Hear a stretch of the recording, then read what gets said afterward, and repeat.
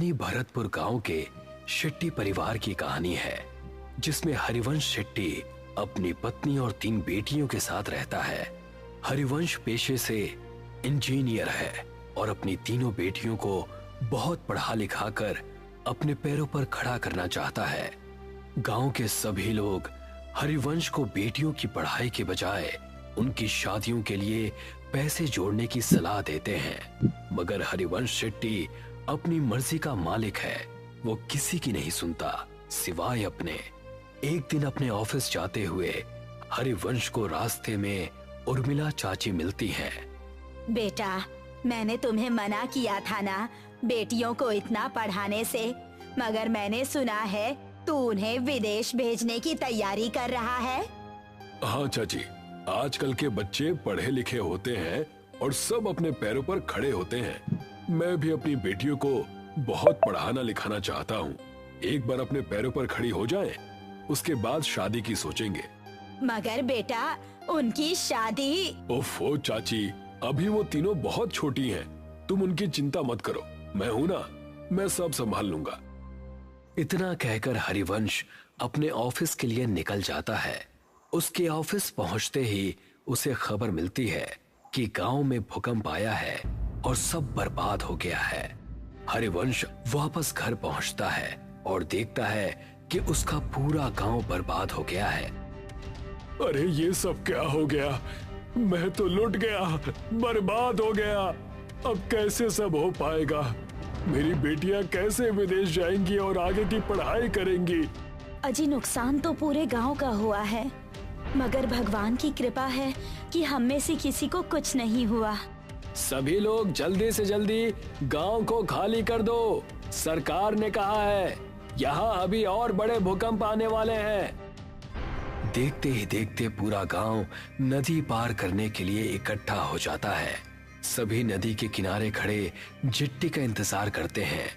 वहीं हरिवंश शेट्टी का परिवार भी अपने नंबर का इंतजार करता है। हरिवंश किसी सोच में डूबा है, तभी उसके कंधे पर कोई हाथ रखता है। हरिवंश पलट कर देखता है तो वो डर जाता है। खून से लथपथ एक आदमी उससे कहता है, बहुत लंबा इंतजार करवाया है तूने, आखिरकार तू हमारी पकड़ में आ ही गया। हरिवंश उस आदमी को देखकर डर जाता है। वो आसपास देखता है, सभी लोग नॉर्मल हैं। ऐसा लगता है जैसे हरिवंश के अलावा किसी और को वो आदमी नजर ही नहीं आ रहा। कौन हो तुम और मेरा इंतजार क्यों कर रहे थे?